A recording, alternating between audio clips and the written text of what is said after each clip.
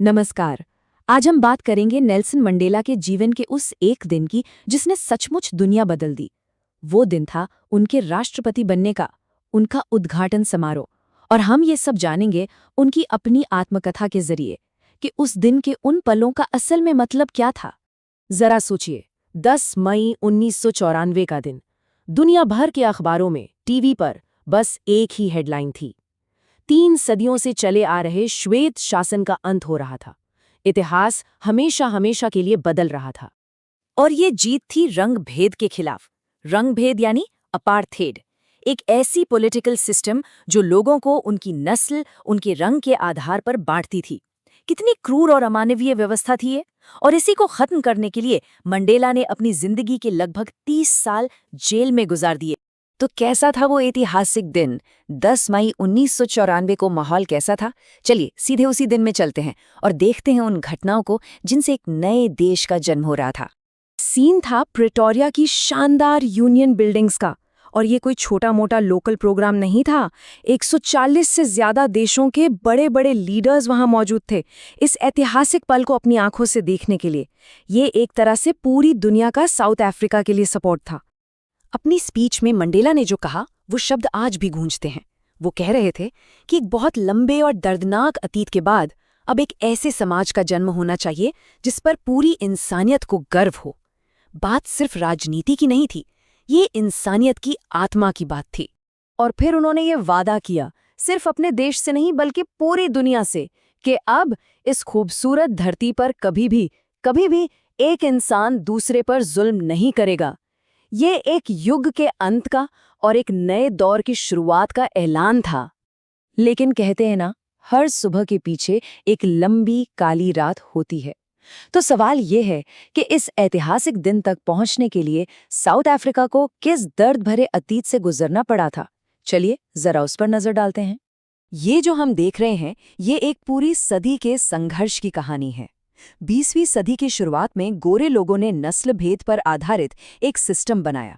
सदी के बीच तक आते आते ये दुनिया के सबसे कठोर और अमानवीय समाजों में से एक बन गया। और फिर उसी सदी के आखिरी दशक में इस सिस्टम को हमेशा के लिए उखाड़ फेंका गया। ये एक पीढ़ी की नहीं, कई पीढ़ियों की लड़ाई थी। मंडेला के शब्दों में वो दर्द साफ झलकता है। वो कहते हैं कि रंग भेद की नीति ने मेरे देश और मेरे लोगों पर एक बहुत गहरा और कभी न भरने वाला घाव छोड़ा है। ये सिर्फ एक पॉलिटिकल सिस्टम नहीं था, इसने देश की आत्मा को जख्मी कर दिया था। एक ऐसा जख्म जिसे भरने में शायद पीढ़ियां लग जाएंगी। लेकिन इतने जुल्म और दर्द का एक और असर हुआ जिसके बारे में किसी ने सोचा नहीं था। इस भयानक मुश्किल ने ओलिवर टैम्बो और वॉल्टर सिसलू जैसे असाधारण हिम्मत और चरित्र वाले लीडर्स को भी जन्म दिया। तो सोचने वाली बात यह है कि मंडेला इस विरोधाभास को कैसे देखते थे। वो कहते थे कि शायद इतने ऊंचे चरित्र वाले लोग बनाने के लिए इतने ही गहरे जुल्म की जरूरत पड़ती है। ये हमें सिखाता है कि सबसे मुश्किल वक्त में भी इंसानियत की सबसे बड़ी ताकतें सामने आ सकती हैं। कितनी बड़ी उम्मीद की बात है ये। चलिए अब वापस उद्घाटन वाले दिन पर लौटते हैं। उस दिन माहौल में कुछ बहुत पावरफुल सिंबल्स थे। कुछ ऐसी चीजें हो रही थीं जो अपने आप में एक नए साउथ अफ्रीका की कहानी बयां कर रही थीं। मंडेला याद करते हैं कि वो यूनियन बिल्डिंग्स दशकों तक सिर्फ गोरे लोगों के वर्चस्व की जगह रही थीं। लेकिन अब वही जगह अलग अलग रंगों और देशों के लोगों से भरी एक इंद्रधनुषी सभा बन गई थी। सोचिए, एक ही जगह पर एक ही दिन में कितना बड़ा, कितना जबरदस्त बदलाव। और शायद उस दिन सुलह का सबसे बड़ा प्रतीक था 2 राष्ट्रगान का गाया जाना। सोचिए, जो श्वेत लोग थे वो गा रहे थे नकोसी सिकेले आई अफ्रीका, जो अश्वेत लोगों का पुराना एंथम था, और अश्वेत लोग गा रहे थे डाई स्टेम, जो श्वेत लोगों का एंथम था। ये एक दूसरे के इतिहास और दर्द को अपनाने का, सम्मान देने का एक खूबसूरत तरीका था। और इस बदलाव का एक और कमाल का नज़ारा देखिए। वही मिलिट्री जिसके जनरल शायद कुछ साल पहले तक मंडेला को गिरफ्तार करने के लिए तैयार रहते, आज वही मिलिट्री उन्हें सलाम कर रही थी, अपनी वफादारी की कसम खा रही थी। आसमान में जेट प्लेन नए झंडे के रंग बिखेर रहे थे। ये लोकतंत्र की ताकत थी। इन सब पावरफुल मोमेंट्स के पीछे मंडेला के कुछ बहुत गहरे विचार थे। वो विचार जो उन्होंने आज़ादी के लिए अपनी लंबी और मुश्किल लड़ाई में सीखे थे। चलिए अब उनकी सोच की गहराई में उतरते हैं। यहाँ मंडेला की विनम्रता देखिए। वो खुद को कोई हीरो नहीं मानते थे।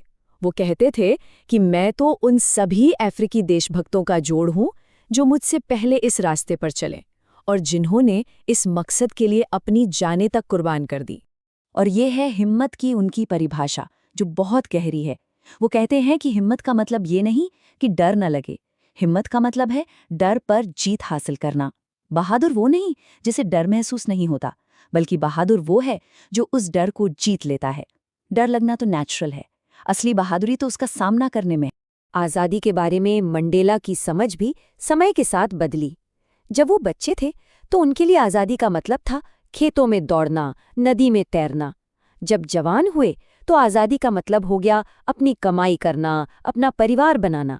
लेकिन आखिर में एक लीडर के तौर पर उनकी ये भूख अपने सभी लोगों की आज़ादी की एक बहुत बड़ी सामूहिक भूख बन गई।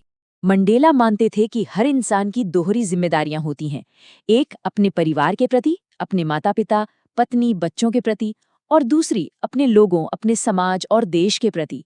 लेकिन रंगभेद के जालिम सिस्टम में एक अश्वेत इंसान के लिए इन दोनों जिम्मेदारियों को एक साथ निभाना नामुमकिन था। अगर कोई अपने लोगों की सेवा करने की कोशिश करता तो उसे अक्सर अपने परिवार से अलग कर दिया जाता था। ये कैसी मुश्किल थी। और अब हम आते हैं मंडेला के विचारों के सबसे गहरे और शायद सबसे क्रांतिकारी हिस्से पर। सच्ची आज़ादी का असली मतलब क्या है? ये एक ऐसा आइडिया है जो सच में दुनिया बदल सकता है। मंडेला का मानना था कि जुल्म सहने वाले को तो आज़ाद कराना ही है, लेकिन जुल्म करने वाले को भी आज़ाद करना उतना ही जरूरी है। अब सवाल है, ऐसा क्यों? क्योंकि नफरत और भेदभाव की जंजीरें जुल्म करने वाले को भी इंसानियत का कैदी बना देती हैं। दोनों ही अपनी इंसानियत खो देते हैं। और हम इसी एक सवाल के साथ इस चर्चा को समाप्त करते हैं, जो मंडेला की